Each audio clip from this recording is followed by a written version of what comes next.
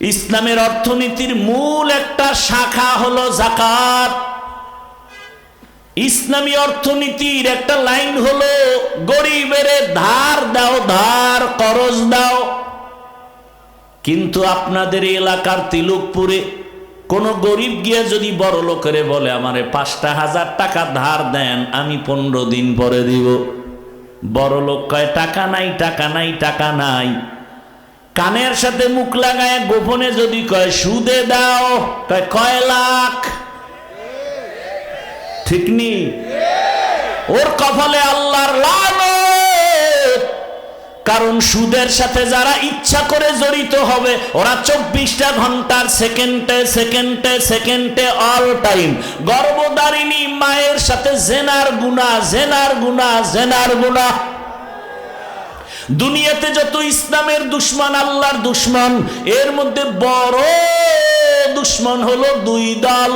এক দল যারা সুদের সাথে জড়িত, আর এক দল যারা বুখারী শরীফে আছে আল্লাহ ওলিয়া উলিয়া যারা মানে না, এরা আল্লাহর দুশ্মনের মধ্যে সব থেকে বড় দুশ্মন। কয় বড় দুশ্মন বুঝলাম কেমনে? বলে এই দুই দলের সাথে আল্লাহ বলেন আমি নিজে যুদ্ধ করব। সুদখোরের ব্যাপারে আল্লাহ কোরআনে বলছেন সূরা বাকারা, ইয়া আইয়ুহাল্লাযীনা আমানুত্তাকুল্লাহ ওয়া যারু মা বাকিয়া মিনার রিবা ইন কুনতুম মুমিনিন ফাইন লাম তাফআলু ফাআযানু বিহারবিম মিনাল্লাহি ওয়া রাসূলিহি। আর এক দলের কথা বুখারী শরীফে হাদিসে কুদসি, মান আদালি ওয়ালিয়ান ফাকাদ আযানতুহু বিল হারব। যারা ওলিয়া উলিয়ার সাথে দুশমনি করবে, আমি আল্লাহ রেডি তার সাথে যুদ্ধ করার জন্য। কারণ জমিনে আমার কাছে ফেরেশতার মূল্য নাই, আমার কাছে প্রিয় ফেরেশতা না, জিন না, আমার কাছে সব থেকে প্রিয় আমার বান্দা। আর এই বান্দাদের মধ্যে যারা আমার খাস ওলি, আমার বন্ধু তাকওয়াওয়ালা, এরা আমার অনেক প্রিয়। আর আমার এই প্রিয় বন্ধুদের সাথে যারা দুশমনি করবে, আমি আল্লাহ যুদ্ধ করার জন্য রেডি। এই জন্য আমি মাঝে মাঝে বলি, যারা বলে ওলিয়া উলিয়া মানি না, আমি বলি ওরা কোরআন মানে না, বুখারী শরীফ মানে না, ওরা ভণ্ড। এদের যারা ভণ্ড বলবে না, তারাও ভণ্ড। আউলিয়ারা কারে ওকবা ইখতিয়ার, জাহেলারা কারে দুনিয়া ইখতিয়ার। মাইলে মোমেন সোয়ে মোমেন মিশাওয়াত, মাইলে কাফের সোয়ে কাফের মিশাওয়াত। ভয় করব কাকে? আল্লাহর ভয়। ও যুবক, তোমার অন্তরে বোধহয় একটা উল্টা ভয় কাজ করে। উল্টা ভয়, এই হুজুর বয়ান তো খারাপ না, কিন্তু কেমনে যে দিন ইসলামের উপরে মজবুত হয়ে চলবো ভয়।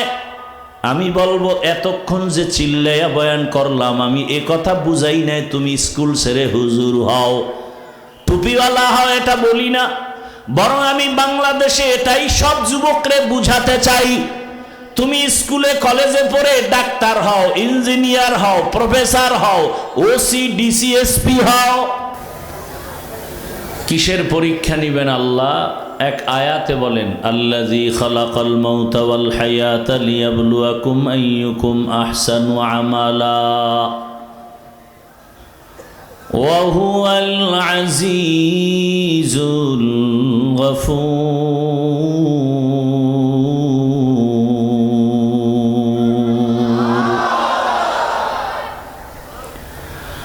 দুনিয়া নামক গ্রহে আল্লাহ পাক হায়াত আর জীবনটা দিয়ে পাঠাইছেন আমলের পরীক্ষা নিবেন, কারা উত্তম আমল করে।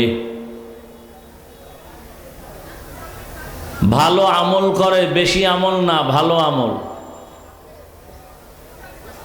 বেশি আমল করা এটা বড় কিছু না, ভালো আমল করা বড় কিছু। এজন্য আল্লাহ বলেন, আমার কাছে সব থেকে দামি ওই ব্যক্তি যে তাকওয়া অর্জন করে তথা আমাকে ভয় করে চলে। ইন্না আকরামাকুম ইনদাল্লাহি আতকাকুম। আর তাকওয়ার মূল কথা হলো আল ইহতিরাজ আনিল মাসিয়া, গুনাহ থেকে বেঁচে থাকার নাম তাকওয়া। বেশি বেশি নামাজ আদায় করা, রোজা রাখার নাম তাকওয়া না, জিকির করার নাম তাকওয়া না, বেশি বেশি তেলাওয়াতের নাম তাকওয়া না, গুনাহ থেকে বেঁচে থাকার নাম তাকওয়া।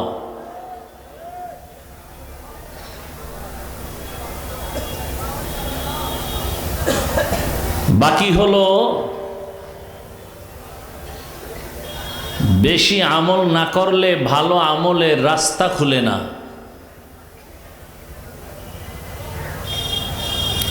আমল করতে করতে করতে করতে একদিন আল্লাহর কাছে আমলটা ইখলাসওয়ালা হবে, আর ওই এক আমল জান্নাত পর্যন্ত পৌঁছায় দিবে। এর নাম চেষ্টা। বান্দা চেষ্টা করবে 10 দিন, দরজা খুলবে একদিন।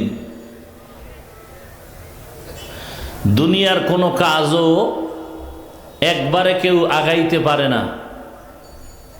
গাছ বড় হতে সময় লাগে, রাতারাতি গাছ বড় হয় না, যদি হয় সে গাছ টিকে না।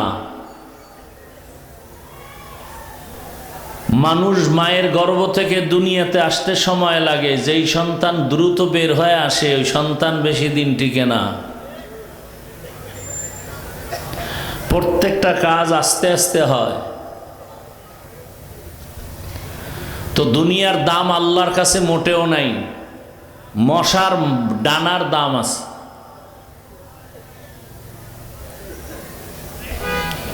আর সেই দুনিয়ার পিছনে যারা ঘুরে আল্লাহর আদালতে তারা চরম বোকা। আসল জীবনকে হারাইয়া, আসল জীবন আমাদের পরকালের জীবন, জান্নাত পাওয়ার জীবন। দুনিয়ার পেছনে মানুষ দৌড়ায় কেন? 2 জিনিসের জন্য দুনিয়ার পেছনে দৌড়ায়। সেই 2 জিনিস পাওয়ার জন্য মাকে মারে, প্রয়োজনে বাবারে মেরে ফেলে, ভাইকে মেরে ফেলে, হুজুরেরে মেরে ফেলে, আলেমরে মারে, কোরআনের বিরোধিতা করে। সত্য কথাটা স্বীকার করিয়েন, মানেন আর না মানেন, না ভয় পাইতেছেন? এখনো ভয় পান তো জুলাই স্বাধীন করলেন কেন? হ্যাঁ, ভয় পান? কারে ভয় পান? চোরেরে? যে চোর, যে ডাকাত, যে জালেম, যে দুর্নীতিবাজ, ওরা না আপনাকে ভয় পাবে? আপনি চোরকে ভয় করেন কেন? আপনি তো এদেশের পিওর পবিত্র নাগরিক। পবিত্র নাগরিক বুককে টান করে চলবে, চোর ডাকাতরা মাথা নত করে চলবে। কিসের ভয়?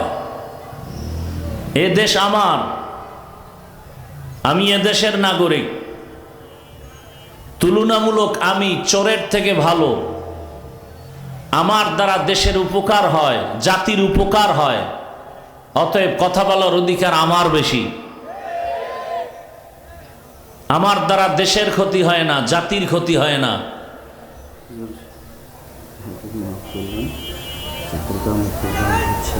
আর রায়ন হ্যাঁ, কি এতক্ষণ দিলেন না কেন? দেন দেন।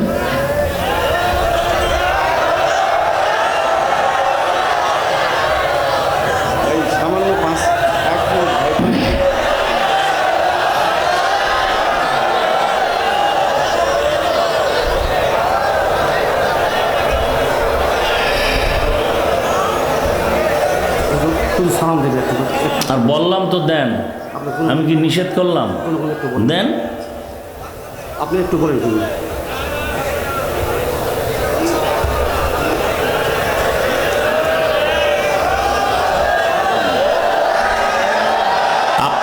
থামেন থামেন। যাদের আয়োজনে আজকের এই প্রোগ্রাম তারা একটু আপনাদের থেকে দোয়া নেবেন, এটা বললো তো। একটু সময় দেন, 1 মিনিট, তাড়াতাড়ি করেন, দেন।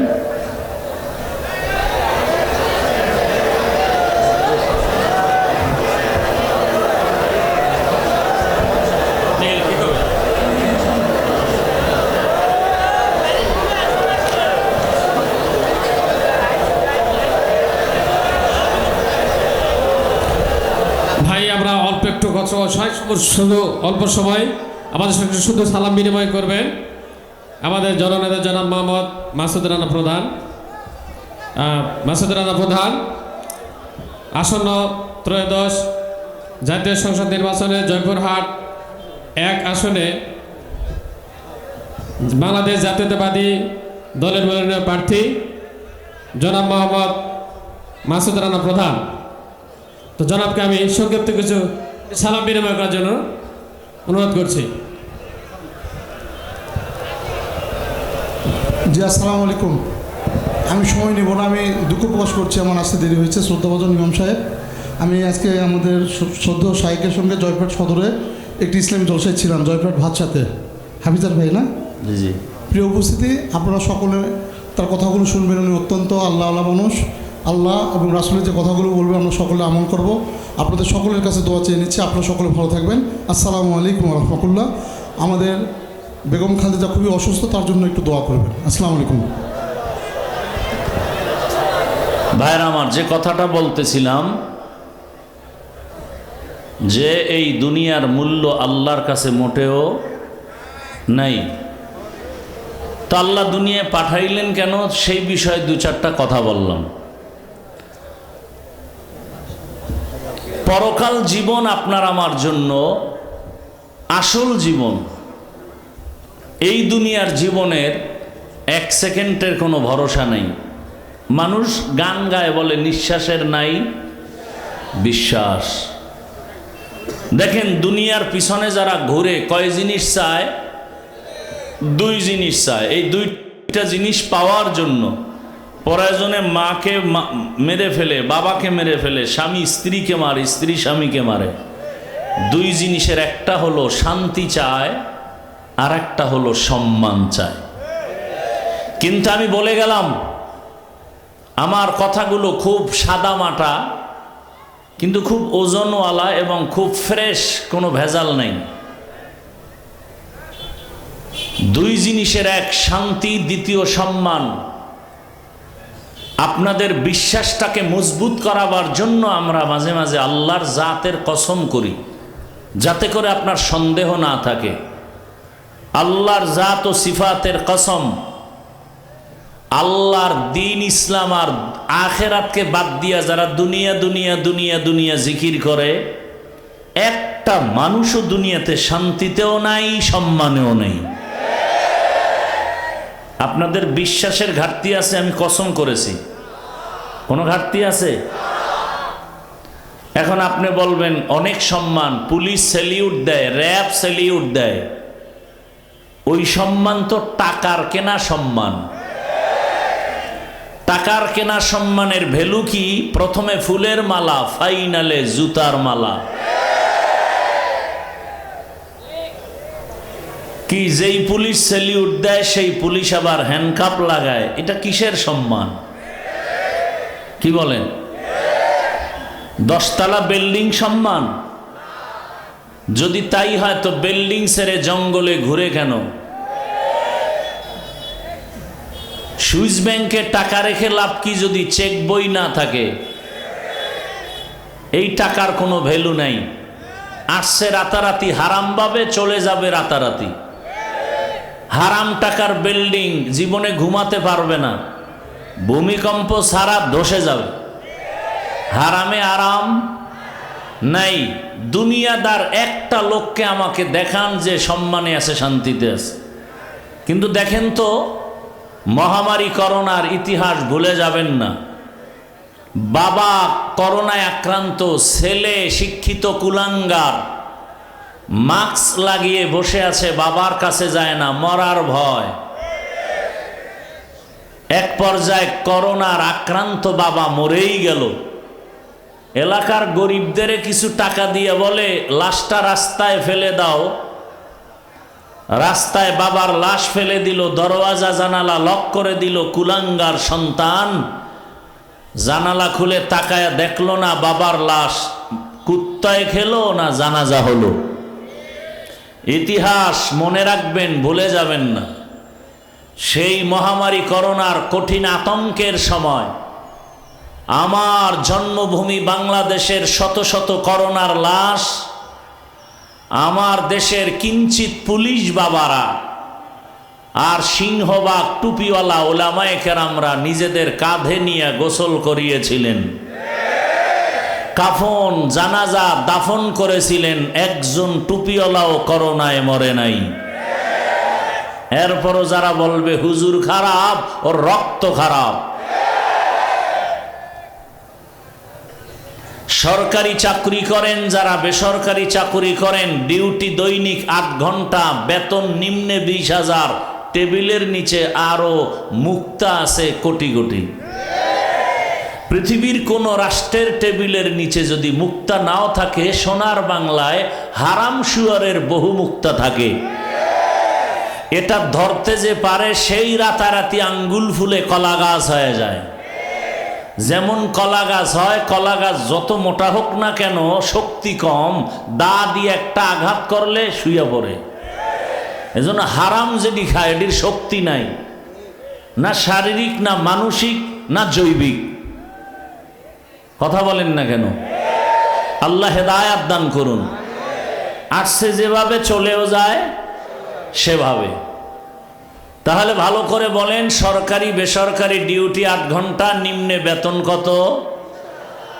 সত্য কথা স্বীকার করেন তো একটু। আপনাদের এই অত্র অঞ্চলে মসজিদের ইমাম সাহেবরা, আলেম ওলামারা মসজিদে খেদমত করে, ডিউটি কত ঘন্টা?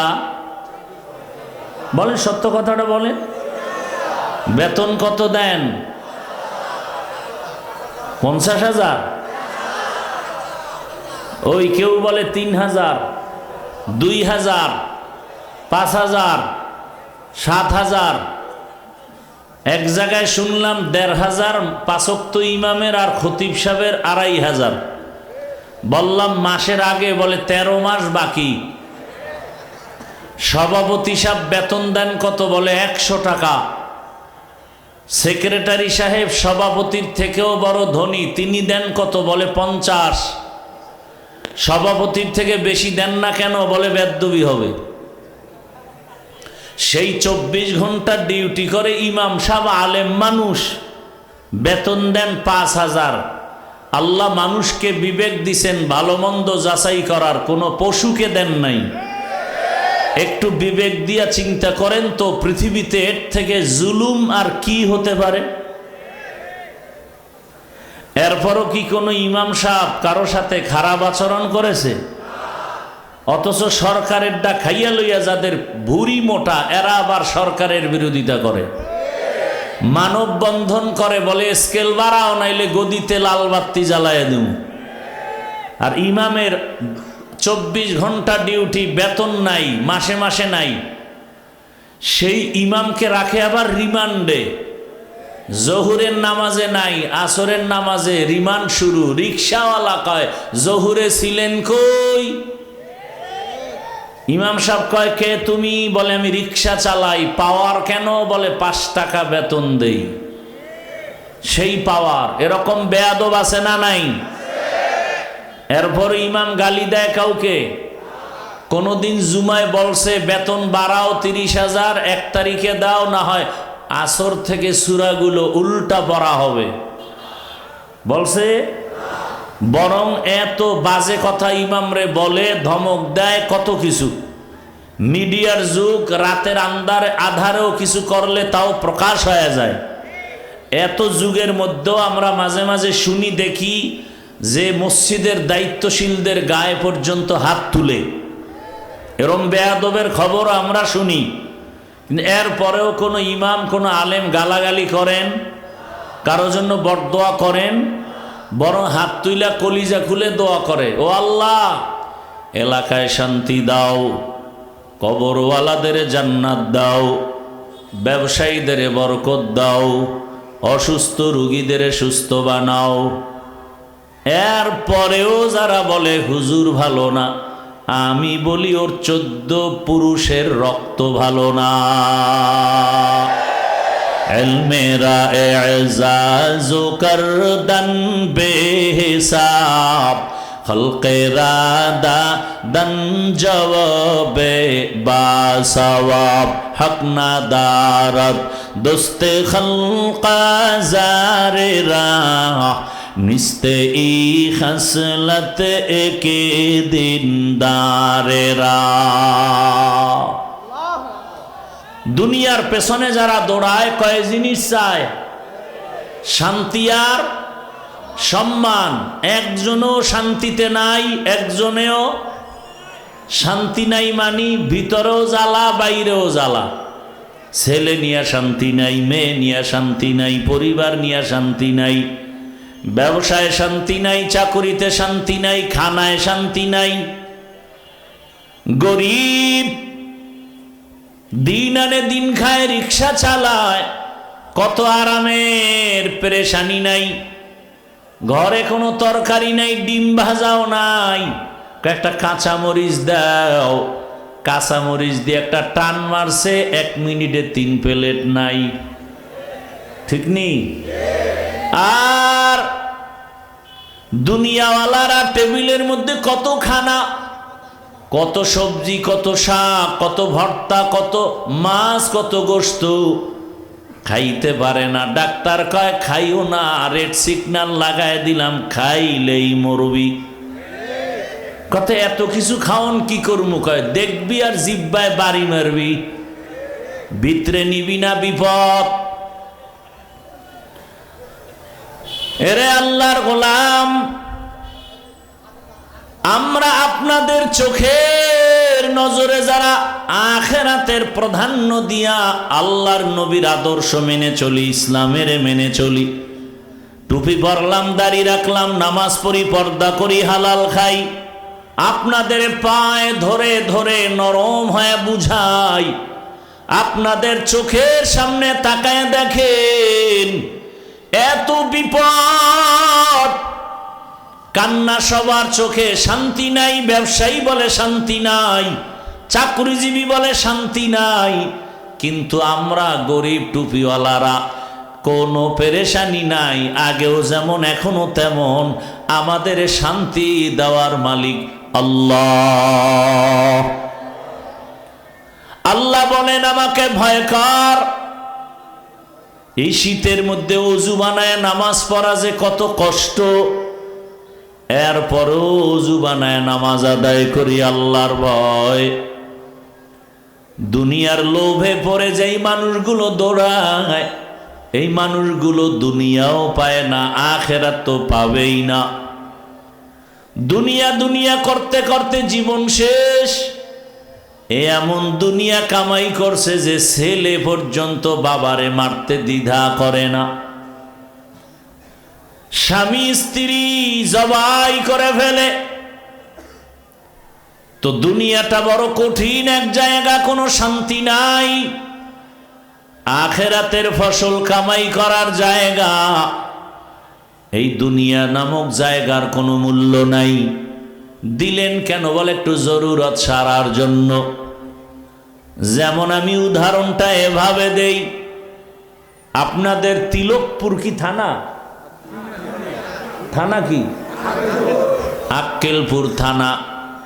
মনে করেন এখানে একটা সুন্দর বাজার, টাকা ব্যয় করে একটা সুন্দর 5 তলা বিল্ডিং করেছে একজন আল্লাহর বান্দা, অনেক টাকা ব্যয়, মার্বেল পাথর দিয়া বাহিরে টাইলস করা, ভেতরটা তো আরো সুন্দর, বাইরে দাঁড়ালে চেহারা দেখা যায় সুন্দর, কমপ্লিট বিল্ডিং করে টুলেট লাগায়া দিল, বলে আমার ফ্ল্যাট ভাড়া হবে।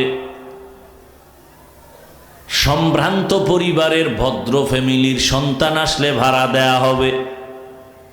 একজন ভালো মানুষ বিল্ডিংটা দেখে বড় সুন্দর, ভেতরে ঢুকলো ভাড়া নেওয়ার জন্য, দেখে কেমন, পুরা বিল্ডিং দেখলো, প্রত্যেকটা সুন্দর তালা, বেডরুম, ড্রয়িং, ডাইনিং রুম অনেক সুন্দর, একেবারে নিচ থেকে উপর পর্যন্ত দেখার পরে নিচে নাইমা কপালে হাত দিয়া বলে আফসোস। মালিক কয় কেন? বলে এত সুন্দর একটা বিল্ডিং, একটা বাথরুমও নাই। উভয় কি? কয় ভাই আমার এলাকাটা তো পবিত্র, এই জন্য বিল্ডিংয়ে বাথরুম রাখি নাই।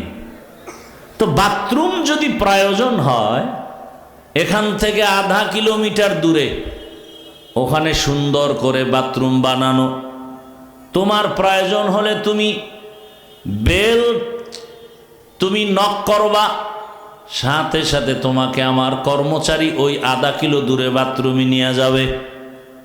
আমার এই বাড়ি পরিচ্ছন্ন, দুর্গন্ধময় করব না বিদায় বাথরুম বহু দূরে দিছি। এইবার বলে তোমার বাড়ি ফিরিয়ে দিলেও নিব না। কেন? বাথরুম নাই।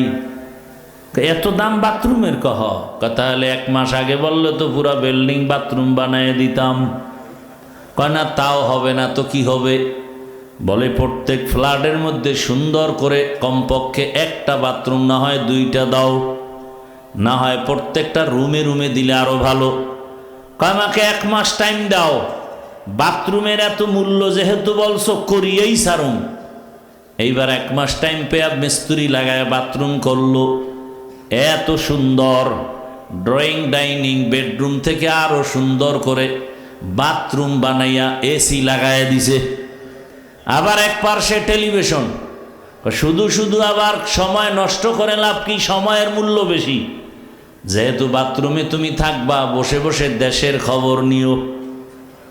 যেহেতু কমোডগুলো হাই কমোড, চেয়ারওয়ালা, আবার হাতা লাগায় দিছে। এখন এত সুন্দর বাথরুম দেখার পরে কোনো বোকায় কি বলবে? বেডরুমের থেকেও বাথরুম অনেক সুন্দর। আমার একটা বিছানার চাদর আর একটা বালিশ দিয়ে কমপক্ষে আধা ঘন্টা একটু রেস্ট নিব। কেউ যাবে? একথা কেউ বলবে না। তাহলে বাথরুম এত সুন্দর করে বানাইলা কেন? একমাত্র কারণ হলো বাথরুম হলো সামান্য সময়ের জরুরত সারার জন্য। কি জন্য? জরুরত সারার জন্য। বাথরুম তোমার থাকার জায়গা না, ঘুমানোর জায়গা না, আরামের জায়গা না, জিন শয়তানের জায়গা, পোকামাকড়ের জায়গা। জরুরতটা সারা হলে দৌড় দাও। তবে একটু সতর্ক, বাথরুমে ঢুকতে গেলে কিন্তু ময়লা তোমার জামা কাপড়ে লাগতে পারে। তা কি করবো? সব বাইরে খুইলা এরপরে ল্যাংটা যাবি? না না, সতর্ক অবস্থায় যাইও যেন না লাগে। যদি লাগে, যদি এমন সন্দেহ থাকে, ময়লা দূর করার জন্য সাবান পানি রেডি রাখিও, ময়লা পরিচ্ছন্ন করার জন্য। এমন ময়লা লাগছে যা সাবানেও যায় না। তাহলে এই মেডিসিন তুমি পারবা না। তৃতীয় আর এক ব্যক্তির কাছে তোমার এই ময়লা পরিষ্কারের জন্য জামা দাও। তৃতীয় হাত হলো বাজারে লন্ড্রি আছে, ধোপা, ওদের কাছে যখন দিবা, ওরা বিদেশি মেডিসিন দিবে, যত ধরনের দাগ থাক মোটেও থাকবে না, পরিষ্কার হয়ে যাবে। দুনিয়াটা ঠিক ওই বাথরুমের মতো। আল্লাহ দিলেন কেন? বলে দুনিয়া বড় খারাপ, যেদিকেই নজর লাগাও গুনাহ গুনাহ গুনাহ। কেন দিলা? কয় জরুরত সারার জন্য। বাজারে যাবা, চাল কিনবা, ডাল কিনবা, মাছ কিনবা, দেরি না কইরা দ্রুত বাসায় যাও, মসজিদে যাও, নামাজ আদায় করো। যদি ময়লা লাগে কি করার? দুনিয়ার ময়লা যদি লেগে যায় কলবে, গুনার আকর্ষণ। এত সুন্দর নাচ গানের আয়োজন, যদি লেগে যায় সাবান রেডি রাখ। কলবের ময়লা পরিষ্কার করার জন্য সাবান হলো আমার আল্লাহর দেওয়া জিকির। লিকুল্লি শাইইন সিকালাহ ওয়া সিকালাতুল কুলুবি যিকরুল্লাহ। প্রত্যেকটা ময়লা জিনিস সাফ করার হাতিয়ার আছে। লোহায় ময়লা লাগবে, রেত লাগাও। কাপড়ে ময়লা লাগে, সাবান লাগাও। কলবের মধ্যে যাদের গুনার ময়লা, তোমরা আমার মাওলার জিকিরের সাবান লাগাও। যত সাবান লাগাইবা ময়লা থাকবে না। তোমার কলবে গুনার ময়লার কারণে নামাজ ভালো লাগে না, রোজা ভালো লাগে না, তেলাওয়াত ভালো লাগে না, জিকির ভালো লাগে না। গুনার ময়লা দূর করো।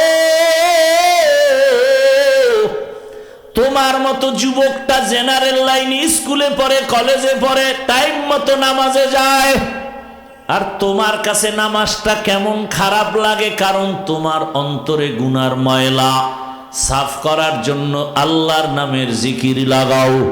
একজনে বলে এমন ময়লা লাগছে জিকিরেও যায় না, জিকিরও করি বিড়িও টানি, জিকির করি নামাজ পড়ি সুদের টাকায় ব্যবসাও করি, এই ময়লা কেমনে সাফ করব, পারি না। বলে এই ময়লা সাফ করার জন্য তোমার হাত হবে না, তৃতীয় হাত লাগবে। এই জমিনের জায়গায় জায়গায় তৃতীয় হাতওয়ালারা বিদেশি মেডিসিন নিয়ে বসে আছেন। ওই বিদেশি মেডিসিন যখন দিবে কলব সাফ হয়ে যাবে। ওই মেডিসিন কোথায় পাবা তৃতীয় ব্যক্তি? বলে জমিনে খুঁজা দেখবা হাজারো লাখো মানুষের ভেতরে, আকাশেতে লক্ষ তারা এক চাঁদের আলো, লক্ষ মানুষের ভেতরে একজন আল্লাহর ওলি ভালো। এমন আল্লাহওয়ালা আছে না নাই? তুমি বাম হাতে পানি পান করো, কিন্তু আল্লাহওয়ালা বাম হাতে পানি পান করবে না। তুমি উল্টা পাল্টা পথে দৌড়াও, আল্লাহওয়ালা উল্টা পথে দৌড়াইবে না। ওই আল্লাহওয়ালার কাছে যাও। আর বিদেশি মেডিসিন যখন দিবে, বলে বিদেশি মেডিসিনটা কি? বলে বিদেশি মেডিসিনের নাম হলো তাকওয়া। হরকে দারাত খৌফে হকদার দিল মদম জন্নতুল মাওয়া দেহাদ ও রামকাম জুজবা হক ছি জে মখাজ ইনসুজা ফজলে উ আমস্তে দর জুমলা জাহা। আল্লাহর জন্য বারবার বলেন তাকওয়া মানে আমাকে ভয় করো। কাকে? জোরে বলেন কাকে? আল্লাহকে ভয় করো। যদি প্রশ্নটা করি এই ময়দানের ভেতরে, আপনারা কারা কারা আল্লাহকে ভয় করেন? যদি করি তাহলে সবাই হাত উঠাবে না? অথচ এখানে বহু আল্লাহর আশেকরা আছেন, ফজর পড়ে নাই, জোহর পড়ে নাই, আসর পড়ে নাই, মাগরিব এশা পড়ে নাই, এমন লোক এখানে নাই? সেও দুটো হাত উঠায় বলবে আমি আল্লাহকে ভয় করি। আমি নামাজ পড়ে বলি আল্লাহকে ভয় করি। আপনি দাড়ি না রেখে বলেন আল্লাহকে ভয় করি। আমি দাড়ি ঠিক রাখিয়া বলি আল্লাহকে ভয় করি। আপনি হারাম খাইয়া বলেন আল্লাহকে ভয় করি। আমি হালাল খাইয়া বলি আল্লাহকে ভয় করি। আপনি বেপর্দায় চলেন আর বলেন আল্লাহকে ভয় করি। আমি পর্দা রক্ষা করে চলিয়া বলি আল্লাহকে ভয় করি। একটু বলেন এই দুই ভয় কি সমান? আসলে আপনি ভয় কি জিনিস বুঝেনই না। আমি উদাহরণটা এভাবে দেই। একটা সন্তান বাবারে ভয় করে, প্রমাণ কি? বলে বাবার সামনে কখনো অন্যায় করে না। কেন? বলে শাস্তির ভয়। একটা ছাত্র শিক্ষকের ভয় করে, প্রমাণ কি? বলে শিক্ষকের সামনে ছাত্র অন্যায় করে না। কেন? বলে শাস্তির ভয়। ঠিক এই জমিনে যেই বান্দা আমার আল্লাহকে ভয় করবে, আসলেই যদি ভয় করে, আল্লাহর আযাবের ভয়ে গলায় ছুরি লাগাবে, দাড়ির মধ্যে অস্ত্র লাগাবে না। হরকে দারত খৌফে হকদার দিল মদম জন্নতুল মাওয়া দেহাদ ও রামকাম জুজবা হক ছি জে মখাজ ইনসুজা ফজলে উ আমস্তে দর জুমলা জাহা। আপনাদের ক্লান্তি ভাব আসতেছে? ঘুমের নেশা? এ জাতি তো রাতের বেলা ঘুমায় না, মোবাইলের হক আদায় করে। আল্লাহর কাছে একটা নিয়ে যাইতে হইব না? আল্লাহ যদি দৈরেই ফেলায়, জীবনে কিছু করছো, আল্লাহ কিচ্ছু না করলো, অন্তত একটা হক আদায় করছে। মা বাবারটা পারি নাই, বউয়েরটা পারি নাই, ভাই বোনের হক আদায় করি নাই, তবে মোবাইলেরটা করেছি সারা রাত। এমন একটা রাত নাই যে রাতে জেনা করি নাই। মোবাইলের মাধ্যমে চোখের জেনা, হাতের জেনা, জবানের জেনা, অন্তরের জেনা। জেনা করতে করতে চেহারাটা ভাল্লুকের মতো হয়ে গেছে। চেহারার মধ্যে কোনো নূর নাই, কোনো সৌন্দর্য নাই, কোনো আকর্ষণ নাই। গুনাহ করতে করতে চেহারাটা কালো হয়ে গেছে। সারা রাত ঘরে ঘরে ঘরে ঘরে, রুমে রুমে মোবাইলের দ্বারা গুনাহ। উচিত ছিল ঘুমের থেকে উঠে দেখবে চেহারাটা বানর। হয় না কেন? একমাত্র আখিরি নবীর উম্মত হওয়ার বরকতে আল্লাহ চেহারা পরিবর্তন করেন নাই। অন্য নবীদের উম্মতেরা গুনার কারণে চেহারা বানর হয়ে গেছে, আখিরি নবীর উম্মতেরটা হবে না। নবী আল্লাহর কাছে চাইয়া নিছেন, আমার উম্মতের বেইজ্জতি কইরো না। এরে নবীরা আশেক, আজকে দুঃখ, তোমার নেতারে গালি দিলে কষ্ট লাগে, কিন্তু আমার রসুলের গালি যখন দেয়, আল্লাহরে দেয়, তখন তোমার জবানে বিরোধিতার কোনো আওয়াজ নাই, বরং কিছু কুলাঙ্গারের কথা শুনি, তারা আল্লাহরে গালি দেওয়ার পরেও তাদের পক্ষে কথা বলি। আউল বাউল ফাউল কথা কয় না। তোমার রাস্তায় তুমি চলবা, কোনো দ্বন্দ্ব নাই। হিন্দু তোমার ধর্ম পালন করো, ইসলাম স্বাধীনতা দিছে। বৌদ্ধ তোমার ধর্ম পালন করো, ইসলামের স্বাধীনতা। হিন্দু তোমার ধর্ম পালন করো, ইসলামী স্বাধীনতা। কিন্তু যদি ইসলামের উপরে আঙ্গুল তুলো, তখন আর রক্ষা নাই। কথা বুঝেন নাই? আপনারা অনেকেই নামাজ পড়েন না, কিন্তু আল্লাহরে ভালোবাসেন না, ইসলামের মহব্বত করেন না। এ কারণে আপনার সাথে ঝগড়া নাই, তর্ক নাই, হাসি মুখে বুঝাবো। কিন্তু যদি বলেন নামাজ পছন্দ করি না, তখন আর কোনো হাসি মুখ নাই, পাইলেই জুতার বাড়ি। কারণ নামাজ পড়েন না, আপনি মুমিন। কিন্তু নামাজ যদি বলেন পছন্দ করি না, আপনি বেঈমান। দাড়ি রাখেন না, কোনো ঝগড়া নাই, আপনি মুমিন। কিন্তু যদি বলেন দাড়ি পছন্দ করি না, তখন আর কোনো ছাড় নাই, আপনি বেঈমান। পর্দা করবেন না, করেন না, আপনি মুমিন। যদি পর্দার পছন্দ করে না বলি, সাথে সাথে বেঈমান। কথা বুঝাইতে পারতেছি? ভালো করে বুঝার চেষ্টা করেন। বাউল মানে কি? বাউল, বাউল অর্থ কি? বাউল, বাউল শব্দ গুগলে সার্চ দাও, লেখা হলো উন্মাদ, পাগল। বাউল শব্দের অর্থ কি? উন্মাদ, পাগল। তো ওই গোষ্ঠী বাউল রাখলো কেন জানি না, ওগো মাথা মতা নষ্ট। বাউলেরা গান গায় যাই করুক, কোনো আফসোস বা কোনো চিল্লা চিল্লি আমাদের ছিল না। যখনই আমার আল্লাহর উপরে আক্রমণ আসছে, এখন আর দেরি করাটা, এটা মোনাফেক ছাড়া কেউ পারে না। যুবক বাবারা, একটা ওয়াদা করাইতে চাই, করবানি? করবা? আমি এতক্ষণ বয়ান করছি, যতক্ষণ করব, কোন বয়ানে আমি কোন দলের ব্যানারে বয়ান করি না। আমার সব বয়ানের মূল থিম, আমার জীবনের মূল ইসলাম, আমার আল্লাহ, আমার রসুল, আমার কোরআন, আমার হাদিস। এটা ঠিক, সব ঠিক। কথা বুঝাইতে পারছি? আমি যা কিছু বুঝাইতে চাই, মূলে কি? ইসলাম। আচ্ছা, বাবার সাথে সন্তানের তর্ক হয় না? তার মানে কি বাবারে কেউ অপমান করবে, ছেলে চুপ থাকবে? এই বাণী? বরং কেউ যদি অপমান করে, কলারটা ধরে বলবে, এই বেয়াদব, বাবার সাথে তর্ক করি ঠিক, কিন্তু অপমান করবি, তোকে আমি ছেড়ে দিব না। ঠিক না? আপনাদের কাছে শুধু এই দাবি। যুবক বাবা, আপনি নামাজ পড়েন না, রোজা রাখেন না, দাড়ি রাখেন না, পর্দা করেন না, আপনাকে বুঝাবো। কিন্তু ওয়াদা হলো, ইসলাম আপনার জীবনের মূল। আপনি নামাজ না পড়লেও, রোজা না রাখলেও, অন্তত ইসলামকে, রোজা, কোরআন, হাদিসকে খাটো করতে, অপমান করতে দিবেন না। এই এতটুকু কথা। যদি কেউ ইসলাম নিয়া, কোরআন নিয়া, হাদিস নিয়া, আল্লাহ নিয়া, রসুল নিয়া উল্টা কথা বলে, জাগাত কলারটা ধরে বলবেন, এই রাধুনির বাচ্চা। গালিটা কি দিবেন? রাধুনির বাচ্চা। এটা গালি না, এটা প্রশংসা। কির বাচ্চা? রাধুনির বাচ্চা। রাধুনি, সবার মাই তো রাধুনি। রান্না করে না মা, আমরা সেই মায়ের সন্তান। রাধুনির বাচ্চা বলবেন, আর কঠিন কিছু বলার দরকার নেই। ওর কলারটা ধরলেই তো আজরাইল কাছাকাছি, ধরে বলবেন, এই রাধুনির বাচ্চা।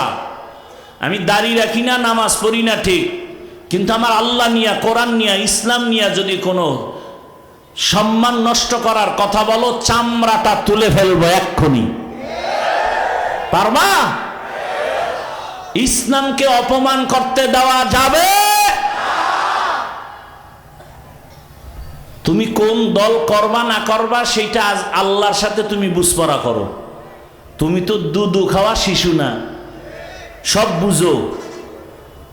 আমার কথার মূল থিম ইসলাম। কি? সব বিসর্জন দেব, কিন্তু ইসলাম কেনা, ইমান কেনা, আল্লাহ কেনা, রসুল কেনা, কোরআন হাদিসের অপমান বিন্দু থেকে বিন্দু রক্ত দিয়া হলো তা প্রতিশোধ নিব, সহ্য করে নিব। কথাটা বুঝাইতে পারছি? ইসলাম এমন এক ধর্ম, পৃথিবীতে এর মতো সুন্দর, পিওর, শান্তির, সহজ ধর্ম নাই। সব থেকে সহজ ধর্ম ইসলাম। আমরা আলোচনা করি না, বুঝি না, এজন্য মনে করি ইসলাম মানে অনেক কঠিন। না, ইসলামের মতো সহজ কোনো ধর্ম নেই, অনেক সহজ। এবং ইসলামটা পরিপূর্ণ মানুষের সমাধানের একটা জায়গা। আপনাদের কি মনে হয় ইসলাম দুর্বল? কোরআন দুর্বল? মানুষের সব সমাধান কি আল্লাহ দেন নাই?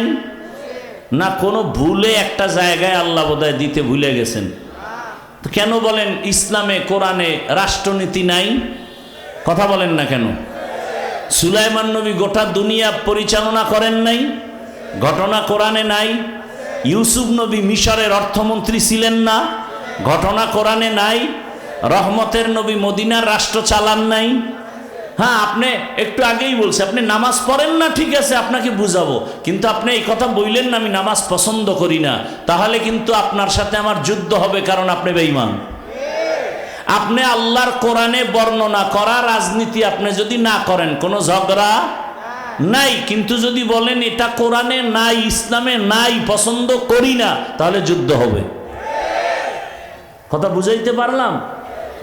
আল্লাহর কথাকে আপনি নাই বলবেন, এই সাহস আপনাকে দেওয়া হয় নাই। আপনি মানেন না, সে দুর্বলতা ভিন্ন। আল্লাহ বুঝার তৌফিক দান করেন। তো মানুষ দুনিয়া দুনিয়া দুনিয়া দুনিয়া করে কেন? এত বয়ান, এত বয়ান, এত বয়ান, রাত নাই দিন নাই খালি বয়ান। দাওয়াত ও তাবলীগওয়ালাদের বয়ান, পীর মাশায়েখের বয়ান, আমাদের বক্তাদের বয়ান। কি কিছুক্ষণ থাকবেন না? ধৈর্য হারাই ফেলছেন। এতগুলো মানুষ এক জায়গায় বসে আল্লাহর কাছে একটু মা বাবার জন্য দোয়া করব, এই সুযোগ কি আর পাবেন? এই সুযোগ হাতছাড়া যারা করবে, এদের মতো পোড়া কপাল আর কেউ আছে? আল্লাহ হেদায়াত দান করুন। কত রাত কাটাইছেন শুধু গুনাহ করে, গল্প করে, আড্ডা করে। আজকে আল্লাহর কোরআনের জন্য কি একটু সময় দেওয়া যাবে না? শেষ দোয়া করে যাবেন ইনশাআল্লাহ। আল্লাহ কবুল করেন। ভাইরা আমার, দুনিয়ার লোভে পড়ে দুনিয়ার সব মানুষ পেছনে ধরে, আমি হুজুরও যদি দেখেন উল্টা পাল্টা করি, বুঝবেন দুনিয়ার লোভ। কারণ রহমতের নবী বলছেন দুনিয়ার মোহাব্বত আর লোভ হলো সব ধ্বংসের মূল কারণ। এই লোভ আবার তিন প্রকারে ভাগ করা: হুব্বে যা, হুব্বে মাল, হুব্বে নিসওয়ান। সম্মানের চেয়ারের লোভ, টাকা পয়সা সম্পদের লোভ, যৌবনের লোভ। এ যুবক, তোমার মতো যুবক স্কুল কলেজে পড়ে, নামাজ পড়ে, তুমি পারো না কেন? কয় লোভে আটকায় গেছি, ভালো লাগে না নামাজ। কয় কিসের লোভ? কয় যৌবনের লোভ। মা বাবারে মানো না কেন? কয় যৌবনের লোভে আটকায় গেলাম। ফেরাউন নামের বেঈমান আমার আল্লাহকে আল্লাহ বলে মানে না, নিজেরে খোদা দাবি করলো। শুধু খোদা না, সব থেকে বড় খোদা, আনা রব্বুকুমুল আ'লা, সব থেকে বড় খোদা দাবি করলো। কেন? বলে সম্মানের চেয়ার দখল করার লোভে, ক্ষমতার লোভ। কারুন নামের বেঈমান যাকাত দেয় না কেন? বলে টাকার লোভ। আমাদের সমাজে এই টাকার লোভীরা ঠিকমতো গরিবের বেতনটাও দেয় না। কথা বলেন না কেন? আমার দেশের ধনীরা ঠিক মতো গরিবের যাকাতও আদায় করে দেয় না। কেন? বলে যাকাত দেওয়া জরিমানা মনে করে। এত যাকাত দিব কেন? আল্লাহর জাতের কসম,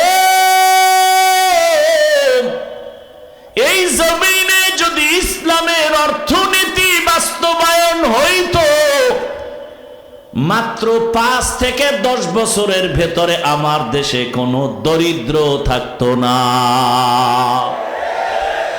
আল্লাহর জাতের কসম করিয়ে জন্য যেন সন্দেহ না থাকে, দুনিয়াতে যত অর্থনীতি আছে শ্রেষ্ঠ কল্যাণমুখী অর্থনীতির নাম হলো ইসলামী অর্থনীতি।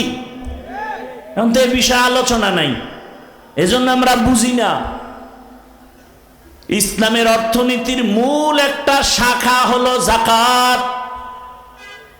ইসলামী অর্থনীতির একটা লাইন হলো গরিবের ধার দাও, ধার করজ দাও। কিন্তু আপনাদের এলাকার তিলকপুরে কোন গরিব গিয়ে যদি বড় লোকের বলে আমারে 5,000 টাকা ধার দেন, আমি 15 দিন পরে দিব, বড় লোক কয় টাকা নাই, টাকা নাই, টাকা নাই। কানের সাথে মুখ লাগায় গোপনে যদি কয় সুদে দাও, কয় লাখ। ঠিক নি? ওর কপালে আল্লাহর লানত। কারণ সুদের সাথে যারা ইচ্ছা করে জড়িত হবে, ওরা 24টা ঘন্টার সেকেন্ডে সেকেন্ডে সেকেন্ডে অল টাইম গর্ভধারিণী মায়ের সাথে জেনার গুনাহ, জেনার গুনাহ, জেনার গুনাহ। দুনিয়াতে যত ইসলামের দুশ্মন, আল্লাহর দুশ্মন, এর মধ্যে বড় দুশ্মন হলো 2 দল। এক দল যারা সুদের সাথে জড়িত, আর এক দল যারা বুখারী শরীফে আছে আল্লাহ ওলিয়া উলিয়া যারা মানে না, এরা আল্লাহর দুশ্মনের মধ্যে সবথেকে বড় দুশ্মন। কয় বড় দুশ্মন বুঝলাম কেমনে? বলে এই 2 দলের সাথে আল্লাহ বলেন আমি নিজে যুদ্ধ করব। সুদখোরের ব্যাপারে আল্লাহ কোরআনে বলছেন সূরা বাকারা, ইয়া আইয়ুহাল্লাযীনা আমানুত্তাকুল্লাহ ওয়া যারু মা বাকিয়া মিনার রিবা ইন কুনতুম মুমিনিন ফাইন লাম তাফআলু ফাআযানু বিহারবিন মিনাল্লাহি ওয়া রাসূলিহি।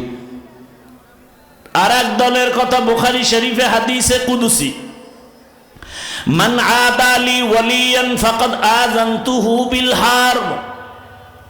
যারা ওলিয়া উলিয়ার সাথে দুশমনি করবে, আমি আল্লাহ রেডি তার সাথে যুদ্ধ করার জন্য। কারণ জমিনে আমার কাছে ফেরেশতার মূল্য নাই, আমার কাছে প্রিয় ফেরেশতা না, জিন না, আমার কাছে সবথেকে প্রিয় আমার বান্দা।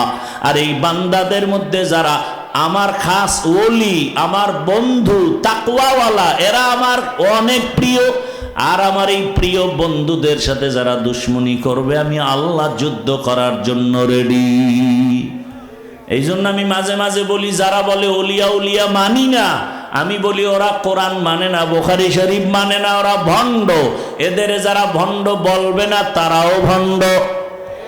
আউলিয়ারা কারে ওকবা ইখতিয়ার, জাহেলারা কারে দুনিয়া ইখতিয়ার। মাইলে মোমেন সোয়ে মোমেন মিশাওয়াত, মাইলে কাফের সোয়ে কাফের মিশাওয়াত। ভয় করবো কাকে? আল্লাহর ভয়। ও যুবক, তোমার অন্তরে বোধহয় একটা উল্টা ভয় কাজ করে। উল্টা ভয়। এই হুজুর বয়ান তো খারাপ না, কিন্তু কেমনে যে দিন ইসলামের উপরে মজবুত হয়ে চলবো ভয়।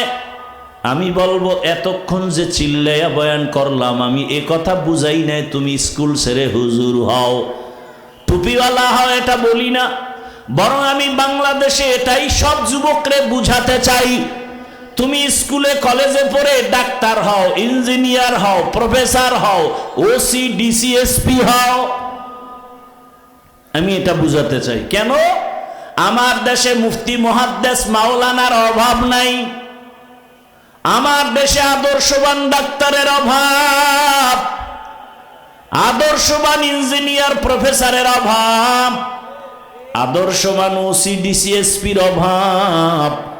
আজ যদি আমার দেশের থানা জেলার ডিসিএসপি যদি আদর্শবান নামাজি হতো, কোরআনের বয়ান চলতো, কোনো সুদখোর থেকে অনুমতি নেওয়া লাগতো না। লাগতো? ওই সেদিন শুনলাম এক টিওনো প্রতিদিন ফজরের নামাজ এলাকায় ঘুরে ঘুরে এক এক মসজিদে আদায় করে, মানুষের উপকার করে, একটা টাকাও হারাম ভাবে খায় না। এরকম কি প্রশাসনে লোক নাই? আপনারা পারেন না কেন বলেন? সহজ, কোনো বয়ান নাই, আউলা জাউলা ওয়াজে জায়গায় আপনার মতো লোকটাই যদি জেনারেল লাইনে থেকে নামাজ পড়ে, আপনি পারেন না কেন বলেন? আপনার কপালে কার বরদোয়া লাগছে বলেন? আমি হুজুর হইতে বলছি। আপনার মতো জেনারেল লাইনের বান্দা, ডাক্তার, প্রফেসর, ইঞ্জিনিয়ার নামাজি নাই। প্রশ্ন, আপনি পারেন না কেন? আপনার কপালটা নষ্ট কেন? কার বরদোয়া লাগাইছেন বলেন? 3 জায়গার বরদোয়া যদি লাগে, আল্লাহর কসম মরার আগে ধ্বংস হয়ে যাবেন। 1 নাম্বার জায়গা মা বাবা, 2য় জায়গা আপনার শিক্ষক, 3য় জায়গা ওলামায়ে কেরাম। এই 3টা জায়গার যদি বরদোয়া লেগে যায়, মরার আগে জীবনটা আপনার ধ্বংস হয়ে যাবে। বহু রাস্তায় হাঁটি আর ঘুরি দেখি ল্যাংটা পাগল ইংলিশে কথা কয়। পাগলে আবার ইংলিশ কয় কেমনে? কয় না না, স্কুলের ভালো ছেলে ছিল, কলেজের ছেলে ছিল, বেয়াদবি করার কারণে রাস্তার পাগল হয়ে গেছে। পাগল হইতে কি মদ খাওয়া লাগেনি? একটা তার উল্টা পাল্টা হয়ে গেলে জাগাত শেষ, বুদ্ধি শুদ্ধি সব শেষ। ভাইরা আমার, জেনারেল লাইনে থাকো, ওখানে থেকে তুমি আদর্শবান ইঞ্জিনিয়ার হও। র্যাব, আর্মি, পুলিশ, বিডিআরের চাকরি করে নামাজ পড়ে নাই। ও যুবক বাবা, তোমার মতো কত জেনারেল ভাই রাস্তায় গাড়ি চালায়, নামাজ পড়ে, বলো তুমি কেন পারো না? ঢাকা কলেজের ছেলেরা লেখাপড়া করে, কলেজে মাথায় পাগড়ি লাগানো, বড় জামা, বড় দাড়ি, মনে হয় মসজিদের খতিব। সে যদি পারে, বাবা বলো তুমি কেন পারো না? আমার অন্তর বলে তোমার উপরে আমার আল্লাহ বেজার। কোন দিন যেন আজরাইল এসে তোমারে ধাক্কা দিয়া বসে, পালাবার কোনো জায়গা নাই। এমন একটা দিন নাই গাড়ির নিচে, পানির নিচে, ঘুমের বিছানায় মরণের লাশ দেখা যায় না। আপনাদের কষ্ট যদি না হয়, আমি ছোট একটা ঘটনা দিয়া বুঝাবো। কষ্ট হবে? এই যে একদল মানুষ, এরা ওয়াজে যে কেন আসে এটাই আমার বুঝে আসে না। এই মানুষগুলো ওয়াজে কেন আসে আমার এটা বুঝেই আসে না।